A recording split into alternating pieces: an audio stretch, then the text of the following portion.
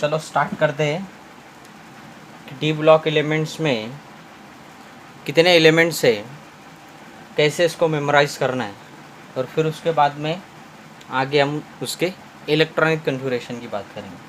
तो जैसे अभी डिस्कस किया कि डी ब्लॉक एलिमेंट में टोटल 4 सीरीज़ है, 3D, 4D, 5D और 6D सीरीज़। ठीक है, तो पहली सीरीज़ डिस्कस करेंगे। इसमें कौन कौन से एलिमेंट है? Scandium, titanium, vanadium, chromium, manganese, iron, cobalt, nickel, copper and zinc. ठीक है, ये 3D सीरीज़ है, ये 3D सीरीज़। आगे मैं अच्छे से पूरा लिख लूँगा पहले, उसके बाद में आपको कैसे मेमोराइज़ करना है ये समझ में आ जाएगा।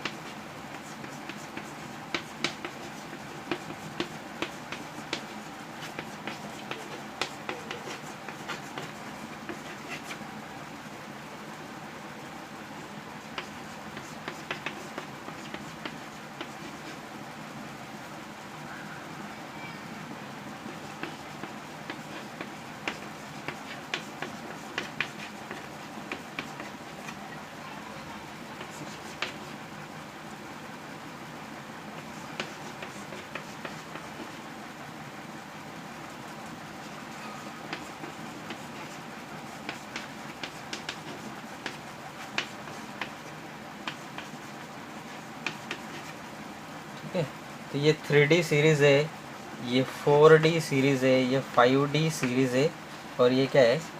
6D series. ठीक है, सबसे पहले तो ये सारी सीरीज़ इम्पॉर्टेंट है डिस्कस करने के लिए, लेकिन इसमें ज़्यादा फोकस हम 3D सीरीज़ के ऊपर करेंगे। सारे जो आगे प्रॉपर्टीज़ जो वगैरह डिस्कस करने वाले हैं वो 3D सीरीज़ के बारे में डिस्कस करने वाले हैं, और 4D, 5D और 6D सीरीज़ में भी कुछ कॉमन एलिमेंट्स ऐसे जिसके बारे में हमें डिस्कस आगे अगेन करना है। ठीक है, तो सबसे पहले ये देखेंगे कि हम ये 3D, 4D और 5D और 6D सीरीज़ को कैसे मेमोराइज़ करेंगे। ठीक है, ऐसे तो नेट के ऊपर, यूट्यूब के ऊपर बहुत सारे ट्रिक्स पीरियोडिक टेबल मेमोराइज़ करने के लिए ऑलरेडी बहुत सारे लोगों ने बना रखे। आपको भी बहुत सारी चीज़ें पता होंगी, फिर भी मुझे जो पता है मैं आपको शेयर कर देता हूँ। अगर आपको अच्छा लगे तो कमेंट में मुझे बता देना। ठीक है, पहले 3D सीरीज़ कैसे मेमोराइज़ करना है वो स्टार्ट करेंगे। 3D सीरीज़ में कौन कौन से एलिमेंट है? Scandium, titanium, vanadium, chromium, manganese, iron, cobalt, nickel, copper and zinc. इसको कैसे मेमोराइज़ करेंगे? सचिन तेंदुलकर वर्ल्ड क्रिकेट में फिर कोई नया कप जीतेंगे। ठीक है, तो ये ट्रिक के हिसाब से हम 3D सीरीज़ को क्या है ईजिली मेमोराइज़ कर सकते हैं। अब आएंगे चलो 4D सीरीज़ की तरफ। 4D सीरीज़ में कौन कौन से एलिमेंट्स है? Ytterbium, zirconium, nobelium, molybdenum, tantalum, ruthenium, rhodium, palladium, silver and cadmium. ये सारे एलिमेंट्स को कैसे याद रखेंगे, कैसे मेमोराइज़ करेंगे? यारी ज़रा निभाना मौत तक, रुकावटें राह में पड़े अगर कोई। ठीक है, ये ट्रिक के हिसाब से भी हम 4D सीरीज़ को क्या है ईजिली मेमोराइज़ कर सकते हैं। उस हिसाब से 5D सीरीज़ की तरफ आएंगे। कौन कौन से एलिमेंट है? Lanthanum, hafnium, tantalum, tungsten, rhenium, osmium, iridium, platinum, gold and mercury. इसको कैसे मेमोराइज़ करेंगे? ला हफ्ता वरना रमेश और इंदर पीटेंगे और अस्पताल ले जाएंगे। ठीक है, बहुत सारी चीज़ें इसमें समझने ऐसी है, और जो हम एक बार अगर उसको रिपीट कर ले तो आगे की सारी चीज़ें जो है हम ऑलरेडी अच्छे से मेमोराइज़ कर सकते हैं। 6D सीरीज़ को कैसे मेमोराइज़ करेंगे? अकेले RD, अभी इसके हम इनिशियली वर्ड हमने लिए ट्रिक में। अकेले RD सागर के बुक में है मैथ्स के डिफ़िकल्ट रेंज के क्वेश्चंस। ठीक है, तो ये सारे ट्रिक्स के हिसाब से मैंने भी 3D, 4D और 5D और 6D सीरीज़ के एलिमेंट्स को क्या किया है?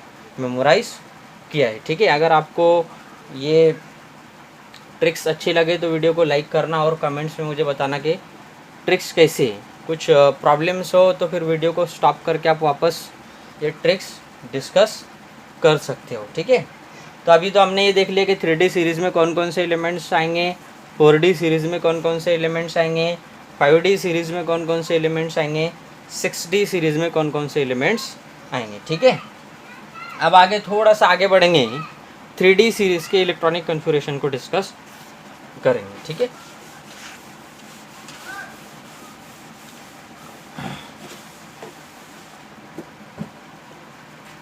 सबसे पहले इलेक्ट्रॉनिक कन्फिगरेशन निकालने के लिए कौन कौन सी चीज़ें लगने वाली है, पहले तो एटॉमिक नंबर पता होना ज़रूरी है। उसके बाद 3 रूल्स, जो तीनों रूल्स का यूज़ करके हम इलेक्ट्रॉनिक कन्फिगरेशन किसी भी एलिमेंट्स का निकाल सकते हैं।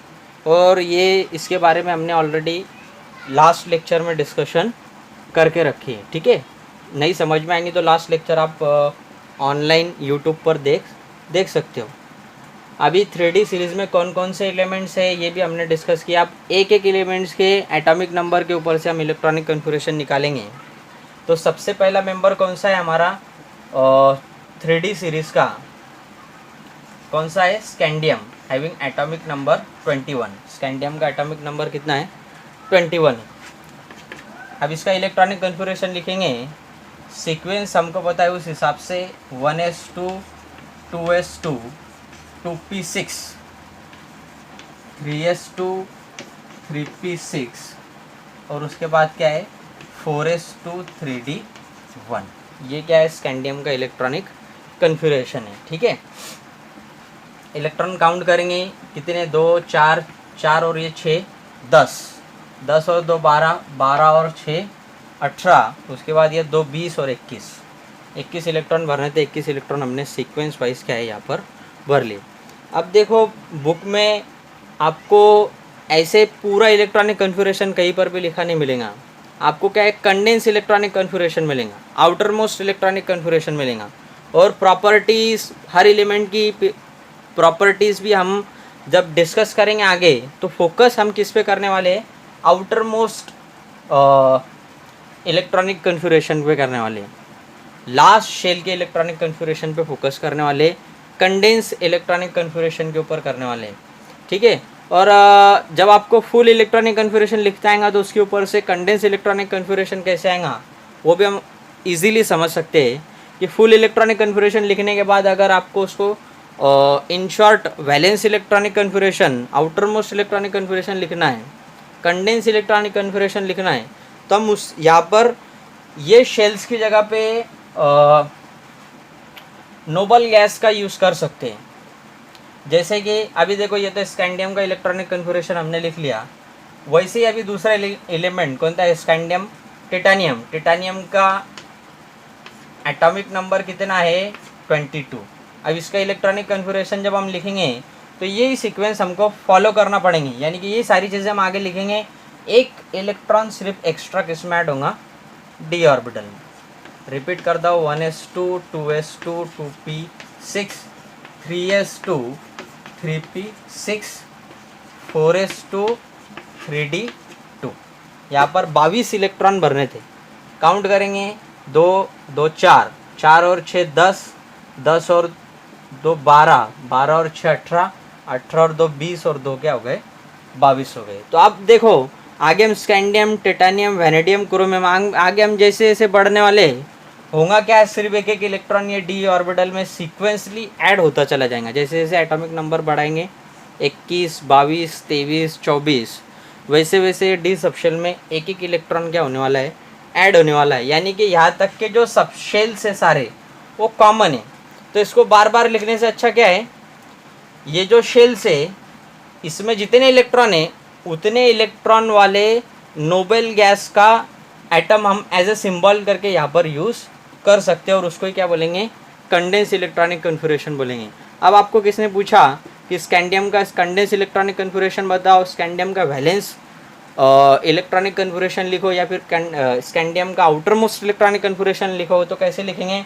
अब देखो यहाँ तक के इलेक्ट्रॉन काउंट करो कितने आ रहे हैं, 2 2 4 4 और 6 10 12 12 और 6 क्या है, 18। ठीक है। ये 3p6 तक के इलेक्ट्रॉन, क्योंकि ये चीज़ हर एलिमेंट में आगे रिपीट होने वाली, तो यहाँ तक के इलेक्ट्रॉन कितने भरेंगे 18। और अगर हम आर्गॉन देखेंगे, आर्गॉन एक नोबल गैस है, उसके भी अंदर अगर आप इलेक्ट्रॉन काउंट करेंगे तो कितने मिलेंगे 18।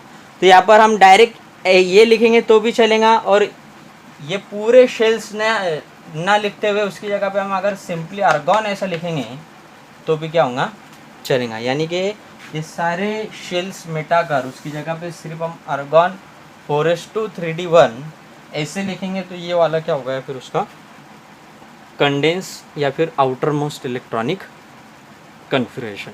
ठीक है। अब आगे क्या है, हम डायरेक्ट वैलेंस इलेक्ट्रॉनिक कन्फिग्रेशन लिखने वाले हैं, डायरेक्ट कंडेंस इलेक्ट्रॉनिक कन्फिग्रेशन लिखने वाले। ये वाले शेल्स ना लिखते हो उसकी जगह पे क्या लिखेंगे आर्गॉन लिखेंगे, और डायरेक्ट लास्ट वाला इलेक्ट्रॉनिक कन्फिग्रेशन के ऊपर फोकस करेंगे। अब आगे स्कैंडियम से आगे जैसे जिंक की तरफ बढ़ेंगे, जैसे जैसे एटॉमिक नंबर बढ़ेगा 21 22 एक इलेक्ट्रॉन किस में एंटर होगा डी सबशेल में। तो इस हिसाब से स्कैंडियम का इलेक्ट्रॉनिक कन्फिग्रेशन क्या हुआ अभी निकाला, आर्गॉन 4s2 3d1। ठीक है। टिटानियम एटॉमिक नंबर कितना है 22, तो सीक्वेंस के हिसाब से यहाँ पर भी क्या आएगा आर्गॉन ये 4s2 subshell as it is है। इलेक्ट्रॉन जैसे जैसे एटॉमिक नंबर बढ़ेगा इलेक्ट्रॉन एंटर किस में होने वाला है डी सबशेल में। तो यहाँ पर पहले एक इलेक्ट्रॉन था, अभी क्या होगा दूसरा इलेक्ट्रॉन उसमें एंटर करेगा। वैसे टिटानियम के बाद क्या है वैनेडियम हैविंग एटॉमिक नंबर 23, वही आएगा argon 4s2 3d3। Scandium titanium vanadium chromium having atomic number 24, क्या आएगा यहाँ पर आर्गॉन 4s2 3d4। ठीक है। ये क्रोमियम वाले इलेक्ट्रॉनिक कन्फिग्रेशन को आप अच्छे से स्पेशली याद रखना कि आगे एक्सेप्शन है।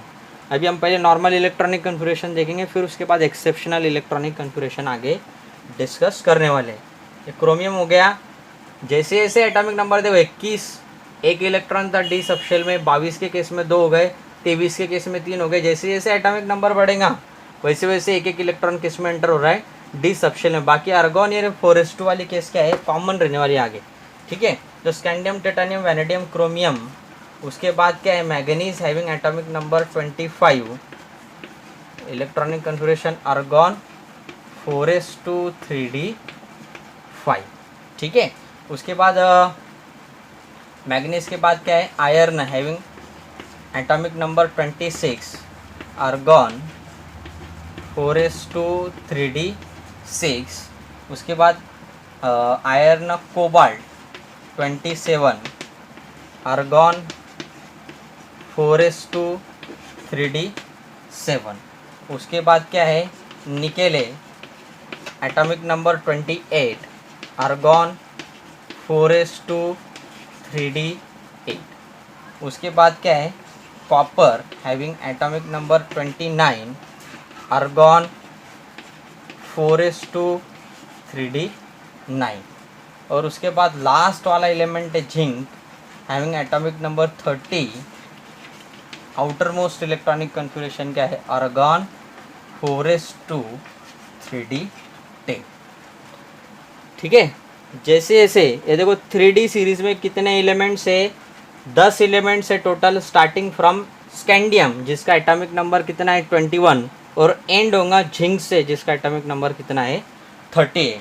और ये सारे एलिमेंट्स में इलेक्ट्रॉनिक कन्फिग्रेशन हमने देखा कि स्कैंडियम से जैसे जैसे एटॉमिक नंबर बढ़ेगा स्कैंडियम टिटानियम वैनेडियम क्रोमियम में 21 22 23 24, तो वैसे वैसे एक एक इलेक्ट्रॉन किस में एंटर करेगा डी सबशेल में एंटर करेगा। इनिशियली स्कैंडियम के केस में having atomic number 21 D subshell में एक इलेक्ट्रॉन था, टिटानियम के तरफ आए एटॉमिक नंबर हो गया 1 से बढ़ गया 22, वैसे ही एक इलेक्ट्रॉन एंटर किया डी सबशेल में 2। ठीक है। अब यहाँ पर 23 होगा तो यहाँ पर डी और डी सबशेल में 3, 24 4, 25 5, 26 6। तो जैसे जैसे एटॉमिक नंबर बढ़ेगा वैसे वैसे एक एक इलेक्ट्रॉन डी सबशेल में क्या होगा एंटर करता चला जाएगा। तो ये क्या है नॉर्मल इलेक्ट्रॉनिक कन्फिग्रेशन है सारे एलिमेंट्स के 3D सीरीज़ में। ठीक है।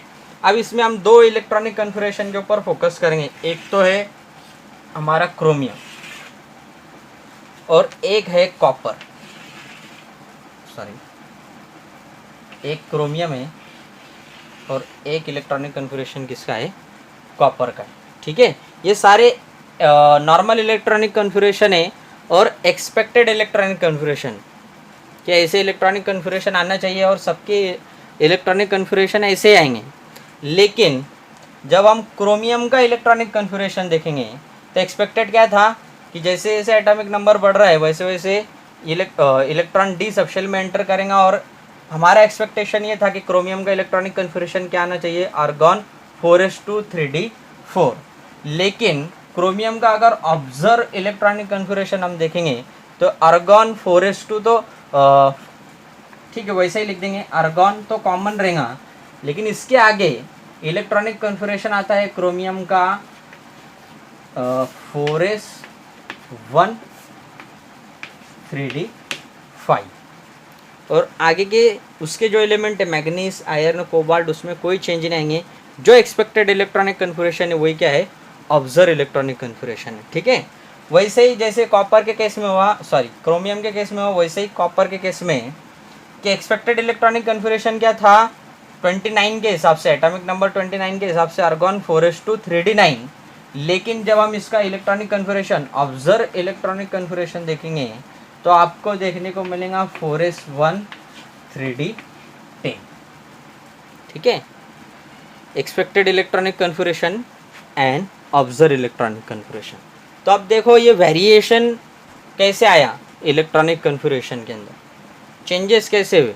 ठीक है, इसको हम एनोमलस बिहेवियर ऑफ क्रोमियम और कॉपर भी बोलेंगे कि थोड़ा सा उनके अंदर उनके बिहेवियर में क्या है, नॉर्मल ट्रेंड के हिसाब से थोड़ा सा उनके अंदर चेंज अलग देखने को मिलेगा। ठीक है, तो अब इसके पीछे का हम रीज़न देखेंगे क्यों ऐसे एक्सपेक्टेड इलेक्ट्रॉनिक कन्फिगरेशन नहीं मिलता और हमको एक अलग एक्सेप्शनल इलेक्ट्रॉनिक कन्फिगरेशन मिलेगा क्रोमियम का और कॉपर का।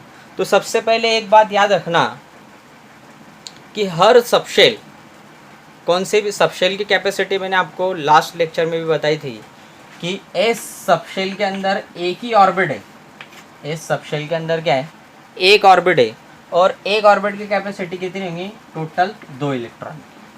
ठीक है, वैसे ही पी सबशेल के अंदर 3 ऑर्बिटल है और हर ऑर्बिटल की कैपेसिटी कितनी, 2 इलेक्ट्रॉन की।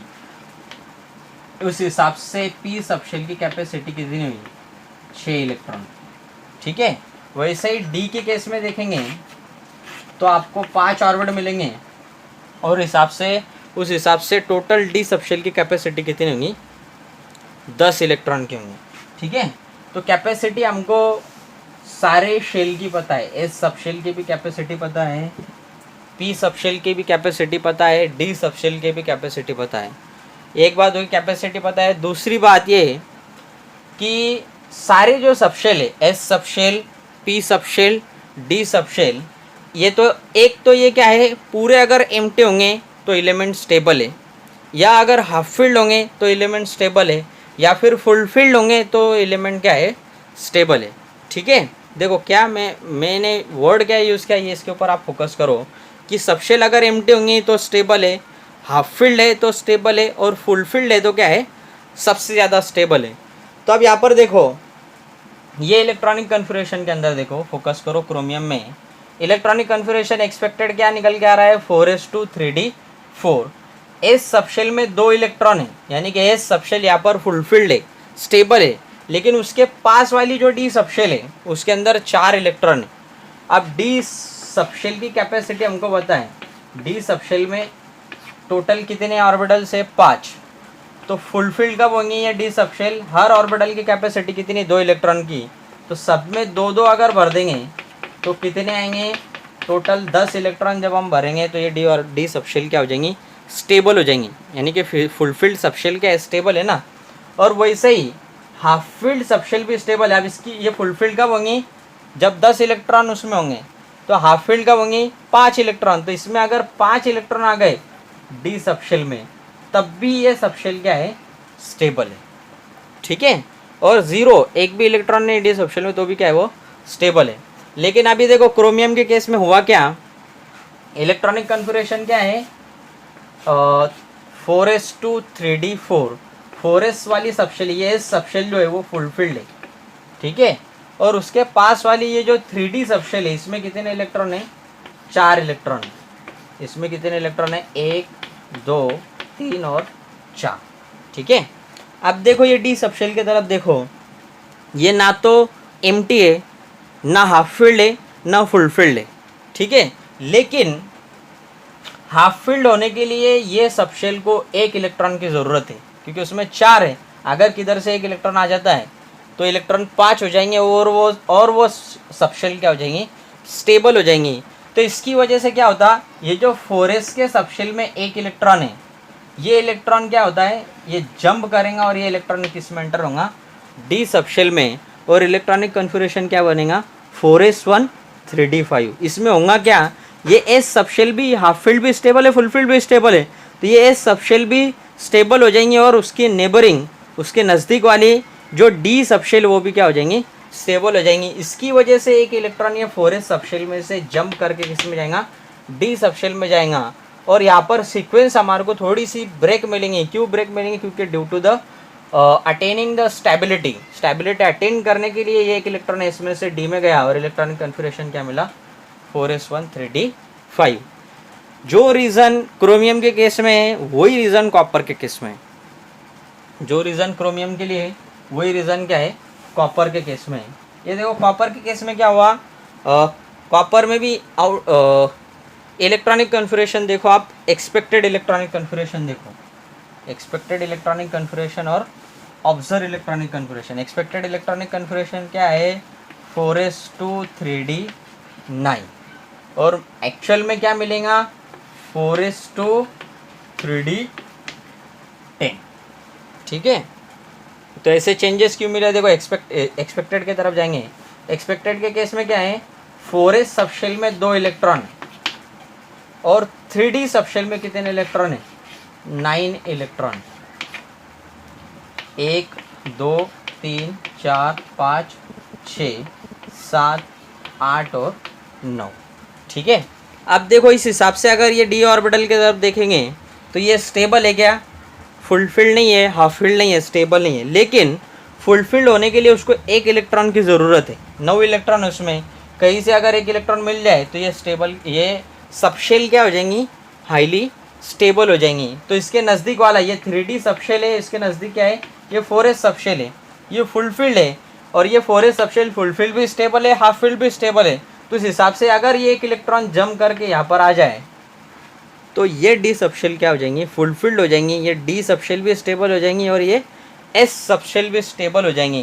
तो इसकी वजह से आपको यहाँ पर एक्सपेक्टेड इलेक्ट्रॉनिक कन्फिगरेशन क्या मिलेगा, 4s1 3d10। 1 electron S subshell में से जंप करेगा डी सबशेल के अंदर, और इलेक्ट्रॉनिक कन्फिगरेशन क्या मिलेगा, 4s1 3d10। तो ये एक्सेप्शनल इलेक्ट्रॉनिक कन्फिगरेशन कहाँ से मिला, क्या वजह से मिला, due to attaining the extra stability. Extra stability attain करने के लिए ये सारे एलिमेंट्स ने क्या किया, ये और थोड़े से इलेक्ट्रॉन जंप होने की वजह से हमें यहाँ पर एक्सेप्शनल इलेक्ट्रॉनिक कन्फिगरेशन मिले, ठीक है। अब क्या देखेंगे, देखो इलेक्ट्रॉनिक कन्फिगरेशन देखे, एक्सेप्शनल इलेक्ट्रॉनिक कन्फिगरेशन देखे। अब उसके बाद आगे आने वाला टॉपिक क्या है हमारा, कि ये इलेक्ट्रॉनिक कन्फिगरेशन को हम थोड़ा सा और ज़्यादा क्लैरिफाई करके देखेंगे, ठीक है। यानी कि सबशेल में इलेक्ट्रॉन्स फिलअप करके, ऑर्बिटल्स के अंदर इलेक्ट्रॉन फिलअप करके देखेंगे, और उसमें number of unpaired electron calculate करेंगे हर एलिमेंट के अंदर, क्योंकि अनपेयर्ड इलेक्ट्रॉन के ऊपर ही बहुत सारी प्रॉपर्टीज़, आगे आने वाली बहुत सारे कॉमन प्रॉपर्टीज़ उसके ऊपर डिपेंडेंट है। इसकी वजह से हमको वो करना ज़रूरी है, ठीक है। तो चलो स्टार्ट करेंगे। थोड़ा सा मैं इसको मिटा के फिर से लिख लेता हूँ, फिर अभी आपको क्या है और अच्छे से समझ में आ जाएगा। सिर्फ अभी हमें आगे करना क्या है कि कौन से एलिमेंट में कितने अनपेयर्ड इलेक्ट्रॉन है, ठीक है। अनपेयर्ड इलेक्ट्रॉन किसको बोलेंगे, ये पी सबशेल है, ठीक है। इसमें एक इलेक्ट्रॉन है और ये एस सबशेल है, इसमें 2 इलेक्ट्रॉन। ये देखो ये दोनों इलेक्ट्रॉन क्या है, पेयर है, पेयर में, जोड़ी में, इसकी वजह से इसको क्या बोलेंगे, पेयर्ड इलेक्ट्रॉन बोलेंगे। और ये इलेक्ट्रॉन के साथ में कोई दूसरा है ही नहीं, इसकी वजह से इसको क्या बोलेंगे, अनपेयर्ड इलेक्ट्रॉन। तो जितने भी सिंगल इलेक्ट्रॉन हमको दिखेंगे सबशेल में उसको हम क्या बोलेंगे, अनपेयर्ड इलेक्ट्रॉन बोलेंगे। और जितने डबल इलेक्ट्रॉन हमको सबशेल में मिलेंगे उसको हम क्या बोलेंगे, पेयर्ड इलेक्ट्रॉन बोलेंगे। तो अगेन वापस इलेक्ट्रॉनिक कन्फिगरेशन थोड़ा सा क्लेरिफाई करके, सबशेल में क्लेरिफाई करके हम डिस्कस करेंगे। देखो पहला एलिमेंट कौन सा था, scandium, having atomic number 21।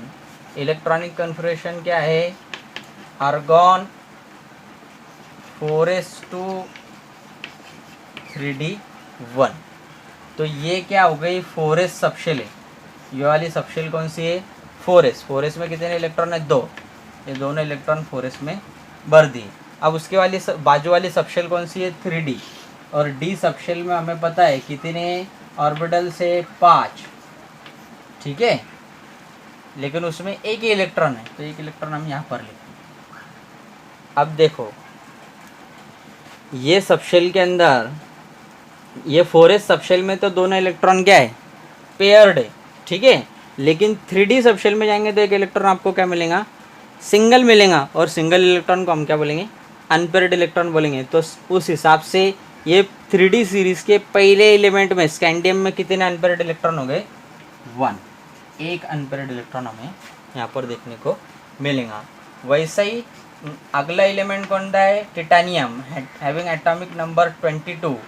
Electronic configuration argon 4s2 3d2। आगे होने वाला क्या है, अभी हमने डिस्कस किया कि जैसे जैसे एटॉमिक नंबर बढ़ेगा सिर्फ एक एक इलेक्ट्रॉन डी सबशेल में एंटर करता चलेगा। तो ये S subshell as it is fulfilled है, 2 इलेक्ट्रॉन उसके अंदर प्रेजेंट है, वो दोनों पेयर्ड इलेक्ट्रॉन है, इसकी वजह से हम उसको काउंट नहीं करेंगे। जो सिंगल इलेक्ट्रॉन होगा उसी को हम क्या है, अनपेयर्ड इलेक्ट्रॉन बोलेंगे, उसी को काउंट करेंगे, ठीक है। ये डी सबशेल, इसमें इलेक्ट्रॉन कितने, 3d2, 2 इलेक्ट्रॉन, 2 अलग अलग सबशेल, ठीक है। तो ये देखो ये दोनों इलेक्ट्रॉन पेयर्ड है, लेकिन ये दोनों इलेक्ट्रॉन 2 अलग अलग ऑर्बिटल में, दोनों सिंगल है, इसकी वजह से दोनों क्या आएंगे, अनपेयर्ड आएंगे। तो टिटानियम में नंबर ऑफ अनपेयर्ड इलेक्ट्रॉन कितने हो गए, 2, ठीक है। उसके बाद स्कैंडियम, टिटानियम। नेक्स्ट क्या है, vanadium, having atomic number 23। Electronic configuration argon 4s2 3d3। वैसे ही एस सबशेल में 2 इलेक्ट्रॉन कांस्टेंट है, ये दोनों इलेक्ट्रॉन पेयर्ड है। और ये आगे क्या है, ये डी सबशेल, लेकिन ये डी सबशेल में कितने इलेक्ट्रॉन है, 3, 1 2 3। और ये तीनों इलेक्ट्रॉन 3 अलग अलग सबशेल में, तीनों सिंगल है, यानी कि तीनों अनपेयर्ड इलेक्ट्रॉन है। वेनेडियम में नंबर ऑफ अनपेयर्ड इलेक्ट्रॉन कितने हो गए, 3। Scandium, titanium, vanadium. उसके बाद क्या है, chromium, having atomic number 24। Electronic configuration argon 4s2 3d4। लेकिन अभी मैंने आपको बताया कि क्रोमियम क्या है, एक्सेप्शनल इलेक्ट्रॉनिक कन्फिगरेशन देगा, स्टेबिलिटी की वजह से ये एक इलेक्ट्रॉन इधर जंप करेगा। और इलेक्ट्रॉनिक कन्फिगरेशन क्या मिलेगा, एक्सपेक्टेड था 4s2 3d4, लेकिन मिलेगा क्या, 4s1 3d5। तो यहाँ पर 4s सबशेल में कितने इलेक्ट्रॉन है, 1। और ये डी सबशेल में कितने इलेक्ट्रॉन है, 5, ठीक है। 1 2 3 4 5, 5 डी सबशेल में 5 इलेक्ट्रॉन है, 5 ऑर्बिट है, हर ऑर्बिट में एक एक इलेक्ट्रॉन। सारे इलेक्ट्रॉन देखो एस सबशेल में भी और डी सबशेल में भी सारे इलेक्ट्रॉन सिंगल है, यानी कि सारे अनपेयर्ड है। तो सारे इलेक्ट्रॉन क्या हो गए, अनपेयर्ड इलेक्ट्रॉन हो गए, 1 2 3 4 5 6। और तो टोटल अनपेयर्ड इलेक्ट्रॉन कितने हो गए, 6, ठीक है। अब उसके बाद आगे आएंगे मैग्नीज की तरफ, having atomic number 25। Electronic configuration argon 4s2 3d5, ठीक है। अब देखो वही नॉर्मल ट्रेंड चलेगा, ये एक्सेप्शनल था क्रोमियम, यहाँ पर एस सबशेल में 2 इलेक्ट्रॉन है और डी सबशेल में कितने इलेक्ट्रॉन है? 5। 1 2 3 4 और 5। ये दोनों इलेक्ट्रॉन पेयर्ड है, ये सारे सिंगल है, तो कितने? 1 2 3 4 5। Total number of unpaired electron कितने हो गए? 5। ठीक है। अब उसके बाद आगे आएंगे scandium, titanium, vanadium, chromium, manganese, iron. Atomic number 26। Electronic configuration क्या है? Argon 4s2 3d6। 4s2 में इलेक्ट्रॉन कांस्टेंट है, एस सबशेल में 2 इलेक्ट्रॉन। और अब देखो, पहले मैग्नीज के केस में डी सबशेल में 5 इलेक्ट्रॉन थे, अब 1 इलेक्ट्रॉन बढ़ गया। पाँचों इलेक्ट्रॉन को हमने क्या है, हर अलग शेल में सेपरेट लिखा था, लेकिन अब छठा इलेक्ट्रॉन उसमें बढ़ गया, एक और इलेक्ट्रॉन बढ़ गया, तो कहीं ना कहीं हमको वो इलेक्ट्रॉन को क्या करना पड़ेगा? पेयर्ड करना पड़ेगा। तो पहले एक ही पेयर थी, अभी इलेक्ट्रॉन के 2 पेयर हो गए, यानी कि यहाँ पे भी इलेक्ट्रॉन पेयर्ड है, यहाँ पे भी इलेक्ट्रॉन पेयर्ड है, यहाँ पे भी इलेक्ट्रॉन पेयर्ड है। लेकिन इसके बाद 1 2 3 4 ये चारों इलेक्ट्रॉन क्या है? सिंगल है, यानी कि number of unpaired electron in iron कितने होंगे? 4। ठीक है। अब देखो आगे है cobalt, having atomic number 27। Electronic configuration argon 4s2 3d7। ठीक है। एक इलेक्ट्रॉन सिर्फ डी सबशेल में बढ़ेगा, बाकी दूसरा कुछ होने वाला नहीं है। एस सबशेल में दोनों इलेक्ट्रॉन कांस्टेंट, ये डी सबशेल में ऑलरेडी पहले 1 2 3 4 5। आयरन का देखेंगे तो 6 इलेक्ट्रॉन थे, अब एटॉमिक नंबर बढ़ा, आयरन से कोबाल्ट की तरफ आ गए, 27 हो गए, तो इलेक्ट्रॉन भी इसमें बढ़ेगा और उस हिसाब से पेयर्ड इलेक्ट्रॉन भी बढ़ेंगे। पहले पेयर्ड इलेक्ट्रॉन 2 पेयर थे इलेक्ट्रॉन के, अभी कितने हो गए? 3। 1 2 3। अनपेयर्ड इलेक्ट्रॉन भी क्या हो गए? कम हो गए। अभी सिंगल इलेक्ट्रॉन कितने? 1 2 3, तो अनपेयर्ड इलेक्ट्रॉन कितने हो गए? 3। ठीक है। अब उसके बाद देखो कोबाल्ट के आगे जाएंगे तो निकेल आएगा।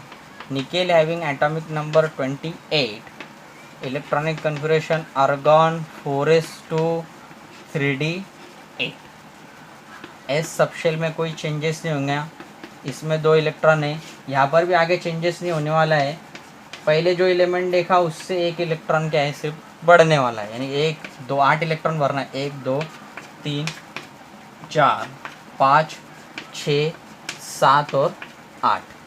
एक पेयर बढ़ गई इलेक्ट्रॉन की, अभी कितने हो गए? 1 2 3 4 पेयर हो गए। सिंगल इलेक्ट्रॉन कितने बचे? 2 ही, यानी कि निकेल के केस में अनपेयर्ड इलेक्ट्रॉन कितने? 2। अब आएंगे कॉपर की तरफ। Copper having atomic number 29। Electronic configuration argon 4s2 3d9। Expected यही था, लेकिन क्या होगा? स्टेबिलिटी अटेंड करने के लिए ये एस सबशेल में से 1 इलेक्ट्रॉन, ये 2 है ना, 2 में से 1 इलेक्ट्रॉन इधर चल जाएगा, ये 10 हो जाएंगे, ये 1 हो जाएंगे। ठीक है। यानी कि इलेक्ट्रॉनिक कन्फिगरेशन क्या मिलेगा? 4s1 3d10। तो इस हिसाब से 4s सबशेल में 1 इलेक्ट्रॉन मिलेगा और ये डी सबशेल में कितने मिलेंगे? 10। 1 2 3 4 5 6 7 8 9 10। अब ये तो सारे पेयर्ड हो गए, ये सिंगल हो गया, तो नंबर ऑफ अनपेयर्ड इलेक्ट्रॉन कितने? 1। Last element of this series zinc, atomic number 30। Electronic configuration argon 4s2 3d10। S subshell में भी 2 इलेक्ट्रॉन है और ये डी सबशेल में, इसमें भी क्या है? सारे पेयर्ड इलेक्ट्रॉन है, सारे क्या है? पेयर्ड इलेक्ट्रॉन है, यानी कि यहाँ पर सिंगल इलेक्ट्रॉन ही नहीं है, तो number of unpaired electron in zinc 0। ठीक है। अब देखो number of unpaired electron in D block element अगर हम काउंट करेंगे तो इनिशियली जैसे हम स्टार्ट करते हैं स्कैंडियम से, तो जैसे जैसे एटॉमिक नंबर बढ़ेगा ना, वैसे वैसे नंबर ऑफ अनपेयर्ड इलेक्ट्रॉन बढ़ते चले जाएंगे, लेकिन एक स्टेज तक। उसके बाद आगे अगर हम एटॉमिक नंबर बढ़ाते तो नंबर ऑफ अनपेयर्ड इलेक्ट्रॉन क्या हो जाएंगे? कम हो जाएंगे। कि स्कैंडियम से लेकर मैग्नीज तक अगर हम देखेंगे तो जैसे जैसे एटॉमिक नंबर बढ़ेगा वैसे वैसे नंबर ऑफ अनपेयर्ड इलेक्ट्रॉन बढ़ते चले जाएंगे, 1 2 3 6 5। ठीक है। और मैग्नीज के बाद जैसे जैसे एटॉमिक नंबर बढ़ाएंगे आयरन कोबाल्ट वैसे वैसे क्या है 4 3 2 1 वैसे वैसे नंबर ऑफ अनपेयर्ड इलेक्ट्रॉन क्या है वो कम होते चले जाएंगे। आई होप कि आपको कौन से एलिमेंट में कितने अनपेयर्ड इलेक्ट्रॉन है ये कंसेप्ट समझ में आ गई होंगी और एक्सेप्शनल इलेक्ट्रॉनिक कन्फिगरेशन वाली भी कंसेप्ट समझ में आ गई होंगी, क्योंकि ये सारी चीज़ों का यूज़ हम आगे जितने भी प्रॉपर्टीज़ डिस्कस करने वाले हैं उसमें ये सारी चीज़ों का अनपेयर्ड इलेक्ट्रॉन का एक्सेप्शनल इलेक्ट्रॉनिक कन्फिगरेशन का यूज़ होने वाला है। ठीक है, अब आगे नेक्स्ट लेक्चर में हम डायरेक्ट क्या है एलिमेंट्स के फिजिकल और केमिकल प्रॉपर्टीज़ डिस्कस करेंगे। ठीक है, थैंक यू।